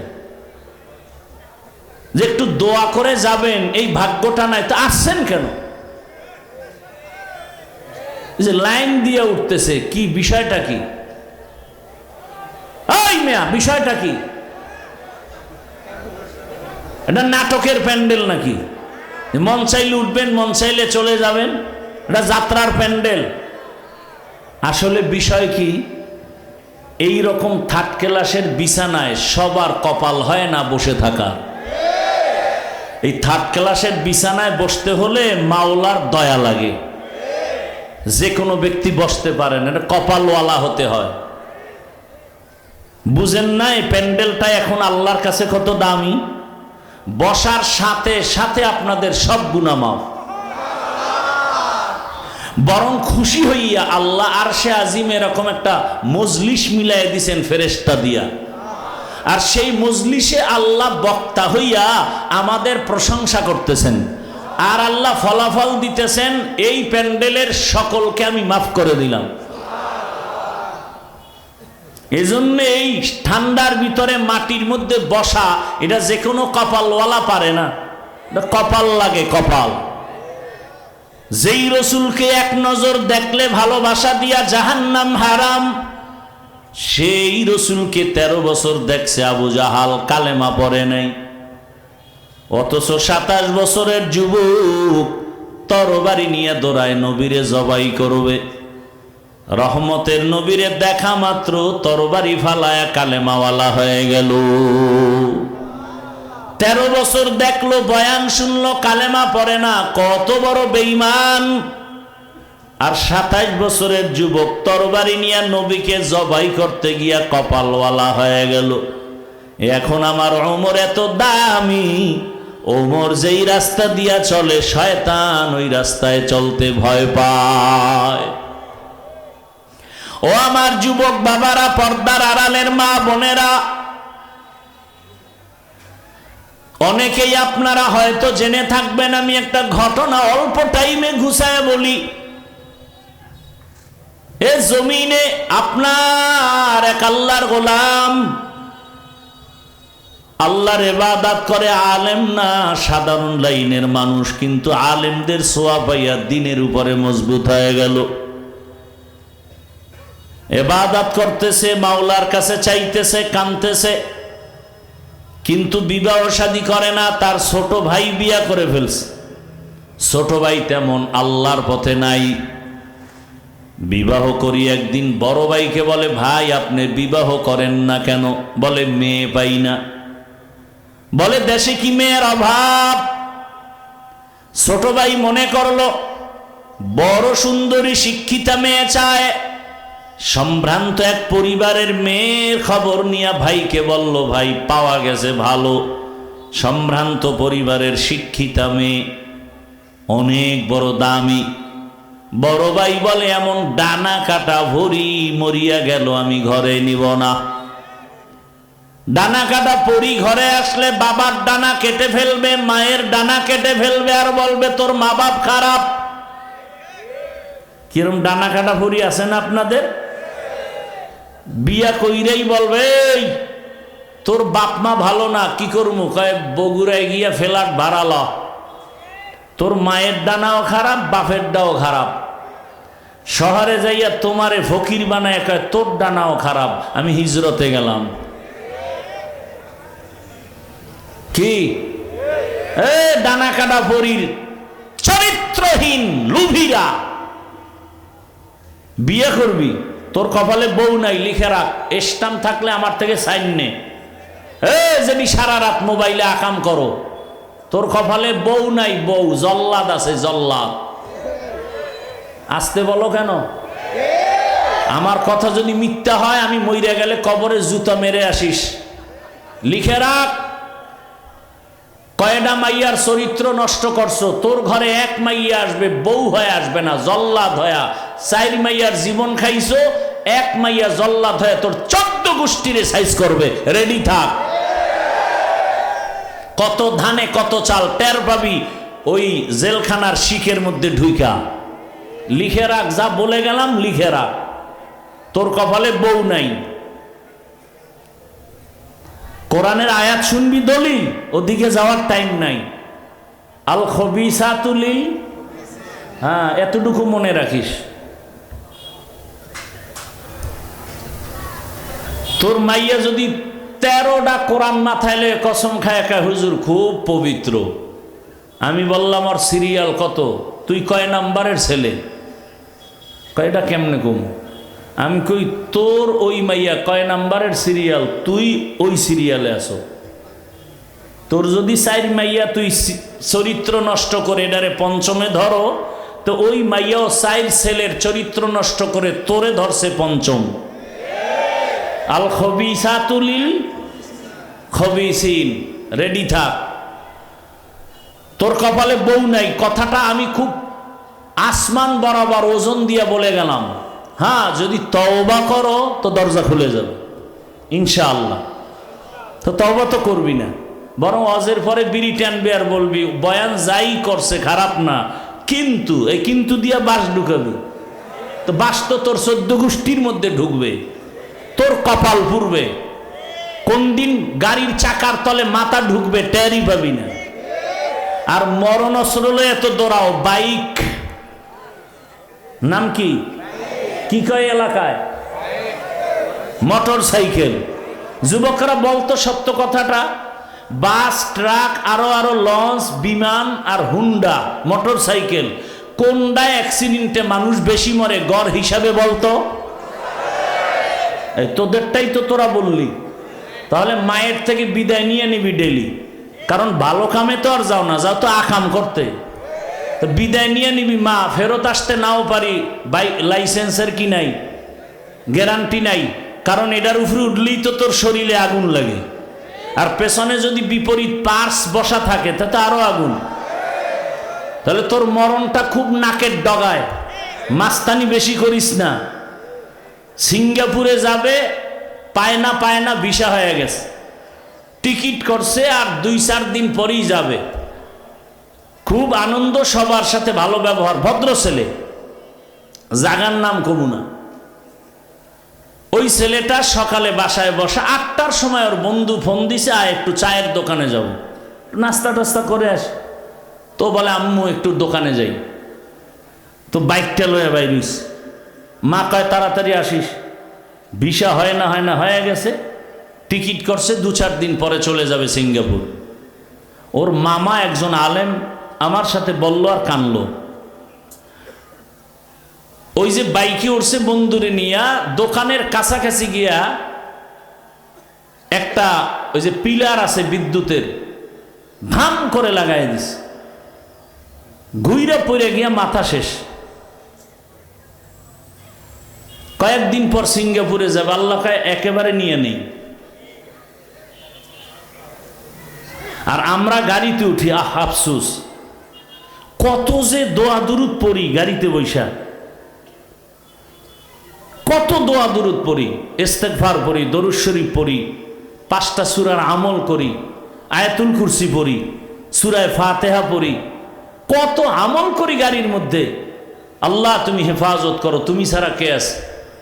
এই উত্তরবঙ্গে আসতে গিয়া বাংলাদেশের এক কিংবদন্তি, আমাদের বক্তা, বড় আলেম হযরতুল আল্লাম হাবিবুল্লাহ মাহমুদ কাসেমি, এই কয়েকদিন আগে আমি হসপিটালে দেখতে গেছি, বগুড়া আসতে গিয়া তার স্ত্রী অসুস্থ, অ্যাক্সিডেন্ট, সাথে তার মেয়ে অসুস্থ, তার বন্ধু অসুস্থ, ড্রাইভারের কিছু হয় না, তার এই বাম হাতের এখান থেকে ভাঙা, এই বাম দিক থেকে তার পাঁজরের 3টা হাড় ভাঙা, পায়ের হাড় ভাঙা।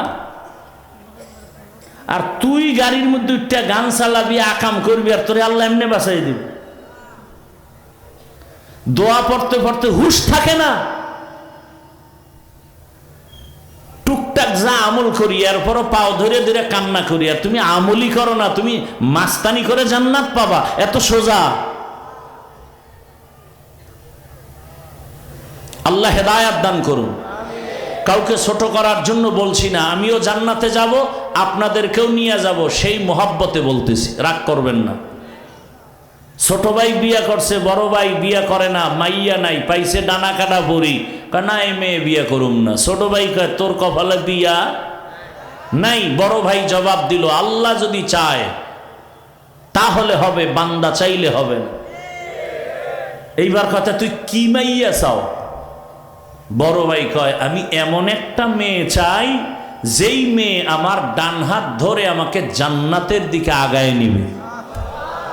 ছোট ভাই কয় তোর কপালে বিয়া শেষ। মাত্র 1 সপ্তাহের মধ্যে খবর আসলো, এলাকার বাহিরের এক মসজিদে একজন আল্লাহওয়ালা আসছে, মানুষের নিয়ে বয়ান করে আর দোয়া করে। শোনার পরে একদিন বড় ভাই ফজরের নামাজ গিয়া সেখানে আদায় করলো, আল্লাহওয়ালার সাথে কথা বলল, চোখের পানি ছেড়ে দোয়া চাইলেন, হুজুর একটু দোয়া করেন। তোমার বয়স কত? এত। বলে বিবাহ করেছো? করে না। কেন তুমি বিবাহ করো নাই? বলে হুজুর আমি আমার মনের মতো একটা মেয়ে চাইছি, পাই না। কেমন মেয়ে চাও? বলে হুজুর আমি আলেম ওলামারে মোহাব্বত করি, বয়ান শুনছি, আমি বেপর্দা নারী ঘরে আনবো না, এমন একজন মেয়ে আমি গরিবের সন্তান চাই, যে আমার ডান হাতটা ধরিয়া আমাকে জান্নাতের পথে আগায় দিবে। হুজুর আপনি দোয়া করেন। আল্লাহর কুদরত। এই মোবাইলে যে আকাম করো, ভালো করার মতো কোনো লাইন কি মোবাইলে নাই? এই মোবাইলে গুগলে সার্চ দে, টাচ মোবাইল দেখলে শরীরের অঙ্গ প্রত্যঙ্গের কি কি ক্ষতি হয়। তুমি খেলে আমার উপরে রাগ করো কেন? আমি তো তোমার কল্যাণমুখী, তোমার এইরকম দইরা দইরা বুঝাইয়া তোমার কল্যাণ চায়, এরকম বাবাও তো পাবা না। আলেমরা যেইভাবে তোমাকে বুঝায়, একটা গালি দেই, দুই একটা কথা একটু উচ্চ আওয়াজে হয়েছে ক্ষমাও চাই, এই রকম তোমাকে কে বুঝাবে? অথচ তুমি মনে করো আমি তোমার দুশ্মন। অথচ পাও ধরতে রাজি। বল যে হাফিজ ভাই নিচে আইসা পাও ধরো, আমি নামাজ পড়ব। বল আমি এক্ষণ নিচে আসি। এতটা ভালোবাসা নিয়ে কথা বলতেছি, অথচ মনে করো দুশ্মনী করি তোমাদের সাথে। হুজুরে দোয়া করবে করবে, এমনি মুখে বলে আল্লাহ কবুল করুন কবুল করুন। হঠাৎ আল্লাহর ওলির কাছে আইসা মসজিদের বাহিরের জানালা থেকে একটা মহিলার কণ্ঠে সালাম দিল। ওয়ালাইকুম সালাম। কে মা জানালার বাহিরে? বলে আমি এলাকার একটা গরিব সন্তান, আমার বাবা নাই, আমি বড় ইতিম। মা তোমার বয়স কত? বলে এত। বিয়া হইছে নি? কয় না। কেন হয় না? কয় হুজুর আমি এক তো গরিব, আর আমি, আমার বাবা ছিল একজন ভালো মানুষ, দিনদার। আমি আমার মালিকের কাছে কান্না করি আর নামাজ পড়ে দোয়া করি, ও দয়ার মালিক এমন একটা ছেলে আমারে স্বামী বানায়া দেও যে আমার ডান হাতটা ধইরা আমাকে জান্নাতের দিকে আগায় দিবে। হুজুরে মিটি মিটি হাসে আর কয় দেখ আমার মাওলার কুদরত। এ যুবক, তোর কথা আর এই মেয়ের কথা কাছাকাছি, মনে হয় যেন আমার মাওলা কিছু চাইতেছে। সারা দুনিয়াটা এখন মোবাইলে ঢুকানো। মানুষ নিয়ে গবেষণা কর, মোবাইলে সার্চ দে গুগলে, যে আল্লাহ পাক এই চোখ কেন বানাইলেন, চোখ নিয়ে গবেষণা করো আর কাগজ কলমে লেখো। জীবনে যদি ভালো মানুষ হতে চাও, ডাক্তার জাকির নায়েক একটা হোমিওপ্যাথিক ডাক্তার, সারা দুনিয়া চিনে না? কথা বলো না কেন? ডাক্তার জাকির নায়েক রে সারা দুনিয়াবাসী চিনে। কে জানে ডাক্তার জাকির নায়েকের মা বাবা কে? ওই জাকির নায়েক সাহেবের জন্য গোটা দুনিয়া পাগল। এক সময় বলতো মাযহাব লাগে না, বাংলাদেশ না আন্তর্জাতিক মানের টপ লেভেলের একজন আলেম, বিশ্ববরেণ্য আলেম, পাকিস্তানের জাস্টিস তকি ওসমানী দামাত বারাকাতুহুম, গোটা পৃথিবীর মধ্যে শ্রেষ্ঠ আলেম বর্তমানে তকি ওসমানী। জানুয়ারির 12 তারিখ ঢাকাতে আসবেন, জীবনের হয়তো শেষ সফর হতে পারে। ভাইয়েরা আমার, গোটা দুনিয়ার স্কলার, কলেজ ভার্সিটিওয়ালারা আধা ঘন্টা তার লেকচার শোনার জন্য সিরিয়াল দিয়া রাখছে গোটা দুনিয়াতে। আমেরিকা, লন্ডন, কুয়েত, কাতার, এমন কোন রাষ্ট্র থেকে তার চাহিদা নাই। আধা ঘন্টা লেকচার শুনবে, সব জেনারেল। আমগো হুজুর টুজুর তো পরে, গোটা দুনিয়ার আন্তর্জাতিক জেনারেল লাইনের বুদ্ধিজীবীরা তকি ওসমানী সাহেবের আধা ঘন্টার লেকচার শুনবে। কত কোটি টাকা লাগবে একটু সময় দেন। 12 জানুয়ারি ঢাকাতে আসবেন, এক সপ্তাহ সফরে। পৃথিবীতে ব্যাংকিং সিস্টেম কিভাবে হালাল কিভাবে হারাম এ বিষয়ে বিশাল আর্টিকেল তার আছে। ওই তকি ওসমানী সাহেবের সাথে জাকির নায়েক দেখা করলো। দেখা করার পরে বলে, হযরত আমি তো মাযহাব মানি না। তকি ওসমানী দামাত বারাকাতুহুম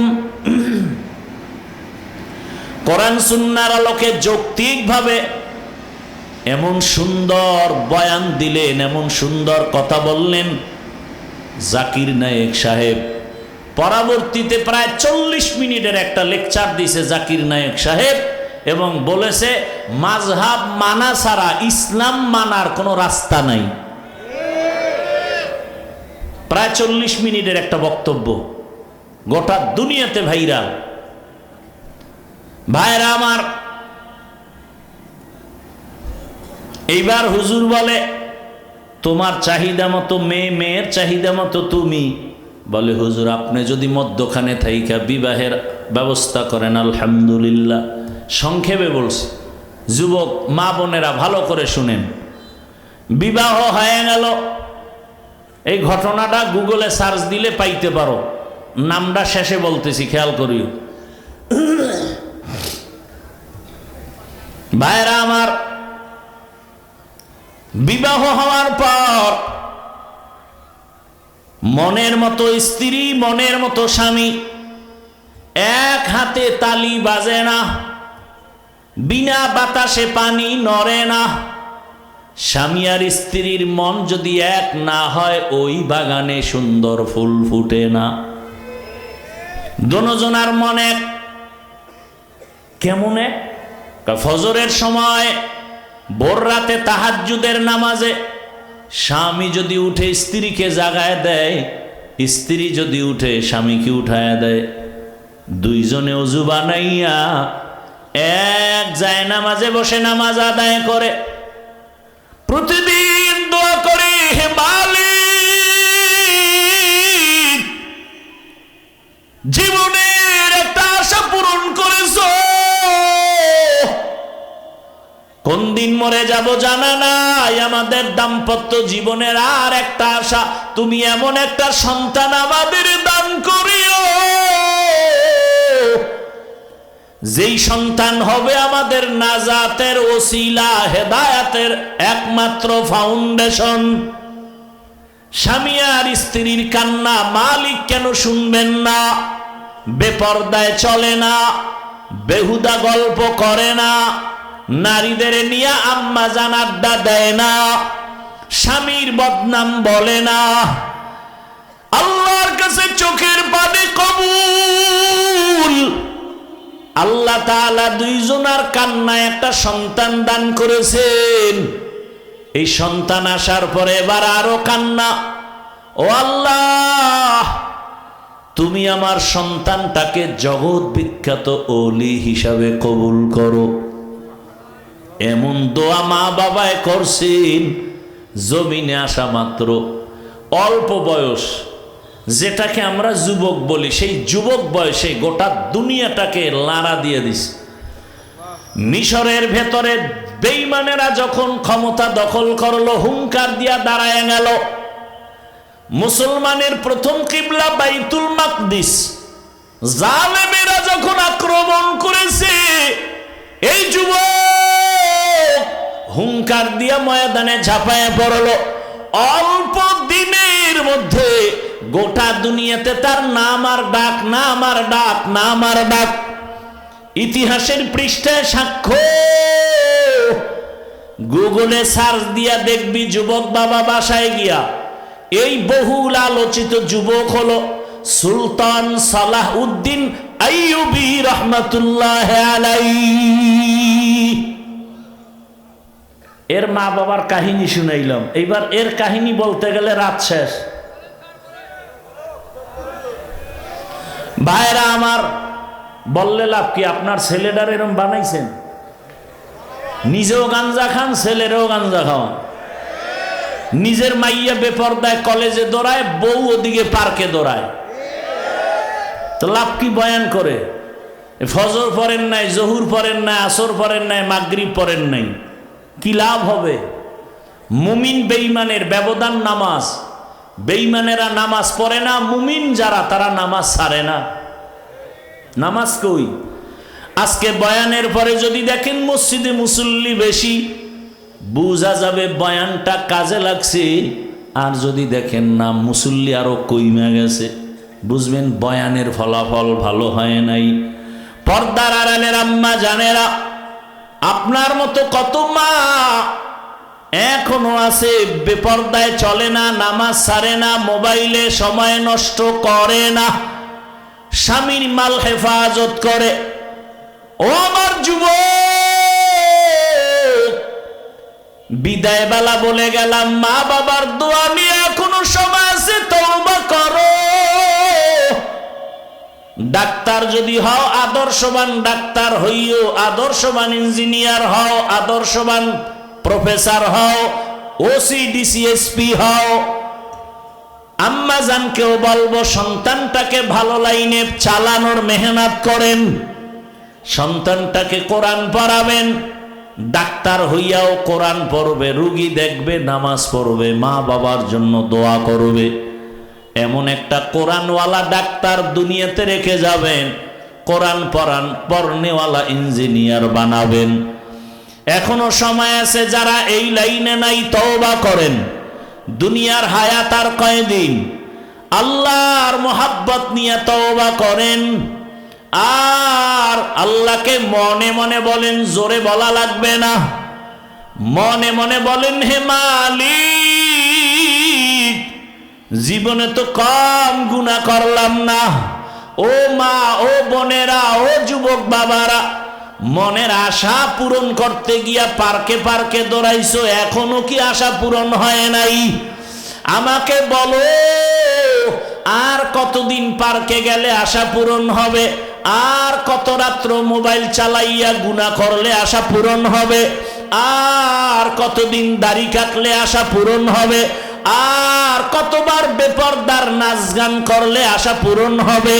এবং এটাও বলো, তোমার হায়াতের বাকি আছে কতদিন? চোখের সামনে যুবকের লাশ। এমন একটা দিন নাই, কয়েক মাস আগে বাইতুল্লাহ বাংলাদেশের খবর শুনলাম, বিদেশি যুবক টাকা কামাই করে স্বর্ণের অলংকার নিয়ে ঢাকা আসছে। কয়েকদিন বাড়িতে আনন্দ করে আবার যাবে। ঢাকা শাহজালাল এয়ারপোর্টে নামছে, গাড়িতে উঠছে পরিবারের ছেলে মেয়ে বিবিরা সব। কি আনন্দ! যাইতে যাইতে যাইতে যাইতে বাড়ির কাছে যাইয়া ড্রাইভার গাড়িটা পানির মধ্যে ফেলে দিছে। ফেসবুকের গোলাম বাবারা দেখো নাই, সময় পাও না আকামের কারণে। ওই যুবক বাবা মিডিয়ার সামনে কান্না করে, কই আমার টাকা, কই আমার স্বর্ণ। আরে মানুষ বিয়া কইরা খাইয়া না খাইয়া ছেলে মেয়ে নিয়ে পরিবার একসাথে থাকার একটা আনন্দ আলাদা, আমি সে আনন্দ করি নাই। টাকার জন্য বিদেশে গেলাম, আজকে আমি বাড়িতে আসছি আনন্দ করব, কিন্তু কপাল কেন খারাপ। আমার হাতের উপরে আমার বাচ্চাটা মরে গেল, আমার কাঁধে আমার স্ত্রীর লাশ। আমি এখন ঘরে গিয়া কি করব? আমার ঘরের বাতি দেওয়ার মানুষটা মরে গেল। ছোট বাচ্চা আমাকে আব্বু বলে যখন ডাক দেয়, কলিজাটা ঠান্ডা হয়ে যায়। আজ আমার হাতের সামনে আমার কলিজার সন্তানটা পর্যন্ত চলে গেল। ও আমার যুবক বাবা, আজকে তুমি ভালো আনন্দে বসে আছো, বয়ান শুনো। জানি না আগামীকাল এই টাইমে হতে পারো তুমি হসপিটালের রোগী। ও বাবা, গত বছরও বয়ান করেছিলাম, আজকেও বয়ানে আসছি, কিন্তু খবর নেও, গত বছর যারা এখানে ছিল অনেকেই দুনিয়াতে জিন্দা নাই। আগামী বছর বয়ান চলবে, আজকে আমরা যারা আছি আগামীতে থাকার গ্যারান্টি নাই। কিসের বাহাদুরি করো রে বাবা? ওরে রাতের বেলা বাসায় যাইয়া মোবাইল চালায়া যখন শেষ বেলা ঘুমাবা, সকাল 10টা 11টায় তোমার মা বলবে, বাবা ওঠো। প্রতিদিন একবার ডাক দিলে তুমি উঠে যাও। আজকের মা তোমাকে 10 বার ডাকে, সারা নাই। মায়ের কলিজে একটা আঘাত লাগছে, না জানি কি হয়ে গেল। মা দরজা খুলিয়া ডুইকে তোমার শরীরে টাচ করে দেখে পুরা বডি তোমার ঠান্ডা এবং শক্ত। মা একটা চিৎকার দিয়া বলে, কে আসো? আয় আয়, আমার কলিজার বাবা আর জিন্দা নাই। যুবক, তুমি তখন দেখতে থাকবা আমার মাওলার কুদরতে। মা চিল্লাইবে, তোরা কে আসো? আয়। আমাকে আর আম্মু বলিয়া ডাক দেওয়ার কেউ নাই, আমার কপাল বড় খারাপ। বাবাও কান্না করবে, আমার ছেলে নাই, কত বড় আশা। ছেলে চাকরি করবে, বিদেশ যাবে, ডিগ্রি নিবে, আজ আমার ছেলে নাই। টেলিফোন করবে, বাবা ইমাম সাহেব হুজুর আমার ছেলে মরে গেছে, জানাজা না দিয়া যাবেন না। কাউকে বলবে বাজারে যাও কাফন কিনে আনো, কাউকে বলবে বাঁশবাগানে গিয়ে কবর খনন কর, আমার গায়ের গেঞ্জিটা বেলেট দিয়া কেটে কেটে রাখবে। কাউকে বলবে গরম পানি কর, চিরবিদায়ের গোসল।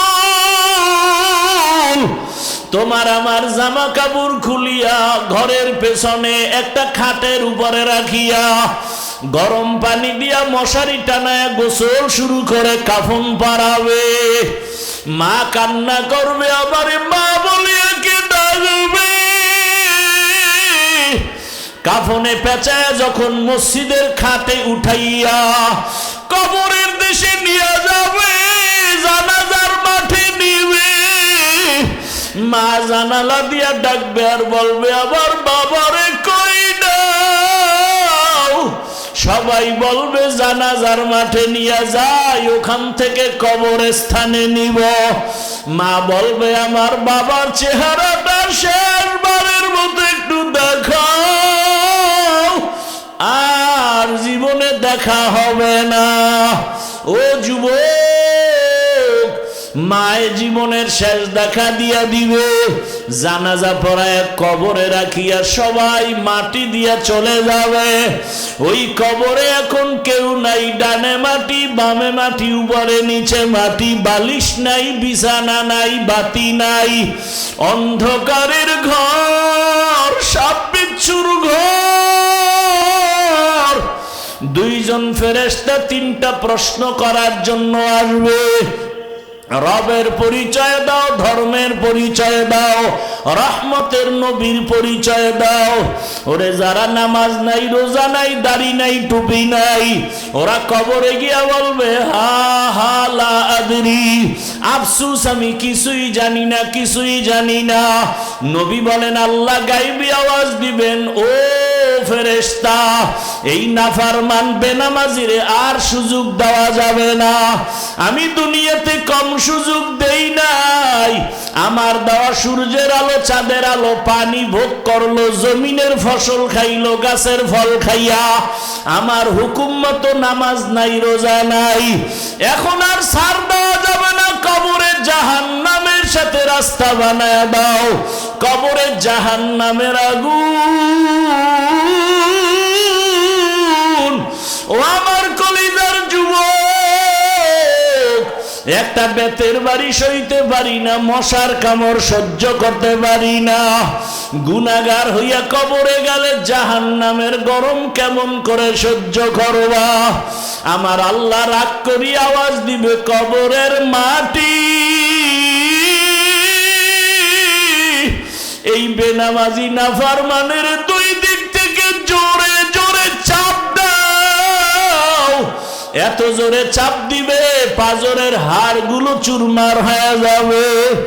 মায়ার নবী উম্মতের জন্য এত কাঁদলেন। মনটাকে বুঝাও যুবক, তোমার মতো যুবক যদি জেনারেল লাইনে পড়ে, নামাজ পড়ে, স্কুলে পড়ে, কলেজে পড়ে, চাকরি করে, ব্যবসা করে, নামাজ পড়ে, তুমি কেন পারবা না? আল্লাহর কোরআনটাকে মিথ্যা মনে করিও না রে বাবা। কবরে গিয়া যদি আযাব না হয়, তোমারও পেরেশানি নাই, আমিও বেঁচে যাব। কিন্তু কবরে গিয়া যদি দেখো বেনামাজির আযাব, তখন বলো কি উপায় হবে? কাকে তুমি কাছে পাইবা? একমাত্র আমার মালিকের আপন বানাইও। আমার আল্লাহর কাছে তওবা করো, আর মনে মনে বলো, হে মালিক, আর নামাজ ছাড়বো না, দাড়ি কাটবো না, বেপরদায় চলবো না। মা বাবার দোয়া নিয়া, শিক্ষকের দোয়া নিয়া, উলামায়ে কেরামের দোয়া নিয়া চলবো, নবীর সুন্নত অনুযায়ী চলবো। তওবা করার মতো যদি নিয়ত হয়, মুনাফিকি যদি না থাকে, খাঁটি তওবার নিয়ত যাদের আছে, দুটো হাত আমার আল্লাহকে দেখাইয়া দাও। আয় আল্লাহ, হাতগুলো কবুল করে নেন, তওবা কবুল করে নেন, তওবার উপরে মজবুত হইয়া চলার তৌফিক দান করেন, আমিন। আলহামদুলিল্লাহি রাব্বিল আলামিন, ওয়াসসালাতু ওয়াসসালামু আলা সাইয়্যিদিল আমবিয়া ওয়াল মুরসালিন ওয়া আলা আলিহি ওয়া আসহাবিহি আজমাইন। ইয়া আরহামার রাহিমিন, ইয়া আরহামার রাহিমিন, ইয়া আরহামার রাহিমিন। রব্বিরহামহুমা কামা রব্বায়ানি সগীরা। আল্লাহুম্মা ইন্নাকা আফুউন কারীম তুহিব্বুল আফওয়া ফা'ফু আন্না। আল্লাহুম্মা ইন্না নাসআলুকা রিযাকা ওয়াল জান্নাহ ওয়া নাউযু বিকা মিন সাখাতিকা ওয়ান নার। আল্লাহুম্মা ইন্না নাউযু বিকা মিনাল বারাসি ওয়াল জুনুনি ওয়াল জুযামি ওয়া সাইয়্যিল আসকাম। আল্লাহুম্মা ইন্না নাসআলুকা ইলমান নাফিআ ওয়া রিজকান ওয়াসিআ ওয়া শিফাআন মিন কুল্লি দা। আল্লাহুম্মা আরহামনি বিতারকিল মাআসি। আল্লাহুম্মা আরহামনি বিতারকিল মাআসি। আল্লাহুম্মা আরহামনি বিতারকিল মাআসি। ও দয়ার মালিক, গুনার বোঝা নিয়া হাজির। দুনিয়ার সব বাড়িওয়ালাদের দরজা বন্ধ, আপনার রহমতের দরজা বন্ধ নাই। ও আল্লাহ, শয়তানের ধোকায় পড়ে গুনাহ করে ফেলেছি।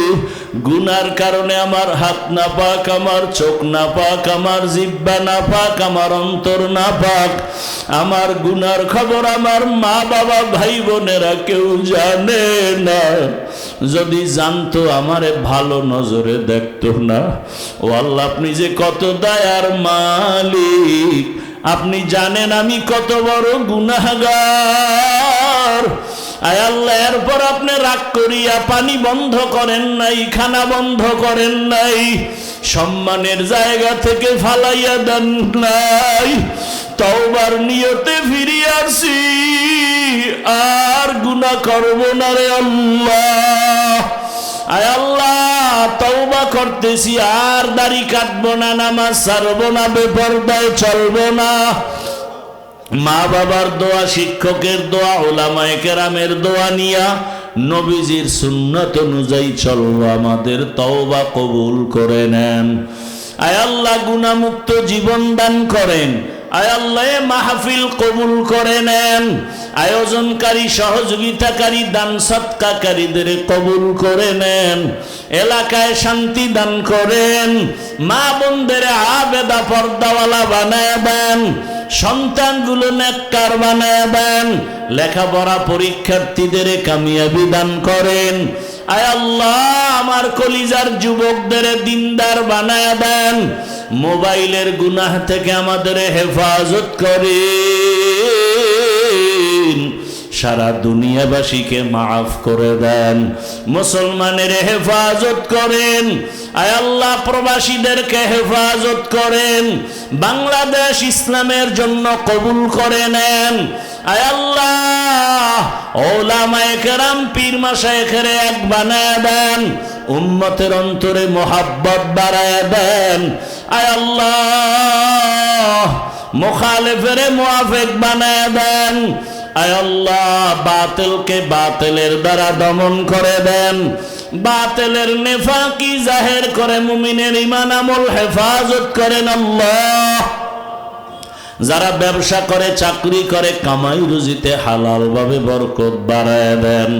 অভাব দূর করে দেন। ঋণ আদায়ের ব্যবস্থা করে দেন। আয় আল্লাহ, ঘরে ঘরে সুন্নতের বাতি জ্বালায় দেন। নবীজির রওজা বাইতুল্লাহ জিয়ারতের জন্য কবুল করে নেন। নবীজির সুন্নাতওয়ালা জীবন দান করেন, সারা দুনিয়ায় খেদমতের জন্য কবুল করে নেন। আয় আল্লাহ ইলম ও হিলম ও হিকমত আমলে বরকত বাড়ায় দেন। ওলামা তোলাবা উম্মতের অন্তরে ইজ্জত মোহাব্বত রহব বাড়ায় দেন। আওয়াজে কথায় রুহানিয়াতে স্পষ্টতা রহব বাড়ায় দেন। ইজ্জতের জিন্দেগি দান করেন আল্লাহ। আমাদের জানমাল হাল পরিবার বাড়ি গাড়ি সমস্ত বিপর্যয় মুসিবত থেকে হেফাজত করেন। আয় আল্লাহ চলার পথে হেফাজত করেন। আমরা যারা হাত তুলেছি জানি না ময়দানে কারা ইয়তীম, আর জীবনে বাবা বলে ডাক দিতে পারবে না। কে যেন মা হারা, কে ভাই হারা, কে বোন হারা, কে সন্তান হারা। ও আল্লাহ তাকায় দেখেন ও এতিম সন্তানেরা, ওই মা বাবার চেহারাটাও কি মনে পড়ে না? ওই মা বাবার চোখের পানি আর দোয়ার কারণে এত সম্মান। ওই মা বাবার চোখের পানি আর দোয়ার কারণে তোমার টাকা পয়সা বাড়ি গাড়ি। ওই মা বাবায় যদি আজকে দেখতেন সন্তান কত সম্মানে আছে, মা বাবার কলিজা ঠান্ডা হয়ে যেত। ওই মা বাবা যাদের কবরে একটু কি মায়া হবে না? দুই ফোঁটা চোখের পানি ছেড়ে দেন। আয় আল্লাহ সব মুরব্বীদের কবর জান্নাত বানায় দেন। আম্বিয়ায়ে কেরাম, সাহাবায়ে কেরাম, শুহাদায়ে কেরাম, আউলিয়ায়ে কেরাম, আসাতেজায়ে কেরামদের মাকাম জান্নাতে উঁচু বানায় দেন। আয় আল্লাহ যার মা বাবা মুরব্বীরা বেঁচে আছেন দীর্ঘ নেক হায়াত দান করেন। আয় আল্লাহ সুস্থতার নেয়ামত বাড়ায় দেন। ও আমার কলিজার যুবক, মা বাবা যারা আছে এই রত্ন হারায় গেলে পাইবা না। বেঁচে থাকলে দোয়া নেও, দোয়া নেও। বাবার দোয়া, মায়ের দোয়া ছাড়া সফলতা আসবে না রে বাবা। আজকে তোমার ডানে বামে কত বান্দার চোখে পানি, দিলটা নরম। তোমার আমার চোখে কেন পানি নাই? গুনার কারণে আল্লাহ বেজার হয়ে গেল। মাকে যদি পাও বাসায় গিয়া বলিও, মা জীবনে কত বেয়াদবি করেছি মা। আজকে কোরআনের বাগানে কত যুবকের চোখে পানি, আমার গুনার কারণে বুঝি আল্লাহ বেজার। মা তোমারে কতবার কষ্ট দিয়েছি, কত বাজে কথা বলেছি। মা তুমি কত সময় আমার কথায় বেজার হয়ে কান্না করেছো। আজকে আসছি তওবা করেছি, আর বেয়াদবি করব না। ও আমার কলিজার যুবক, মাকে যদি বলতে পারো মা তুমি আমারে মাথায় হাত দিয়া দোয়া করে দাও, আর বেয়াদবি করব না। যদি বলতে পারো দেখবা মায়ের চোখে পানি। মা দয়া করে ডাকবে, বাবা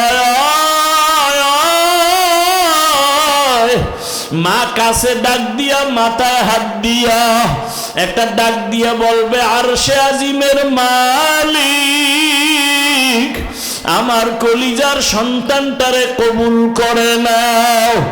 ও যুবক, ওই মায়ের দোয়া নিতে ভুল করিও না। বেয়াদবি করে থাকলে গোপনে ক্ষমা নাও। ও ছাত্র, শিক্ষকের থেকে দোয়া নাও, আলেম ওলামার দোয়া নাও। ক্ষমা চাইলে সম্মান কমে না। আল্লাহর কাছে তওবা করো। ও আল্লাহ সবাইকে আপনি কবুল করে নেন, দ্বীনের খাদেম বানায় দেন, গুনাহের প্রতি ঘৃণা জমায় দেন। আয় আল্লাহ ফিতনা থেকে হেফাজত করেন। আয় আল্লাহ এলাকার ঘরে ঘরে সুন্নতের বাতি জ্বালায় দেন। আয় আল্লাহ অভাবীদের অভাব দূর করে দেন। সমস্ত মাদ্রাসা মসজিদগুলো কবুল করে নেন। অন্যান্য শিক্ষা প্রতিষ্ঠান নবীর আদর্শে কবুল করে নেন। নবীজির মোহাব্বতে আমাদের দিলের ন্যাক আশা পুরায় দেন। আয় আল্লাহ আমাদের দোয়া মোনাজাত কবুল করে নেন। হাসবুনাল্লাহু ওয়া নি'মাল ওয়াকিল, নি'মাল মাওলা ওয়া নি'মান নাসির। সাল্লাল্লাহু তাআলা আলা খাইরি খালকিহি মুহাম্মাদ ওয়া আলিহি وأصحابه وأهل بيته أجمعين آمين آمين آمين برحمتك يا أرحم الراحمين। 1 মিনিট বসেন, 1 মিনিট। আমি আপনাদের ব্যক্তিগত একটু দোয়া চাই রসুলের সুন্নত হিসাবে।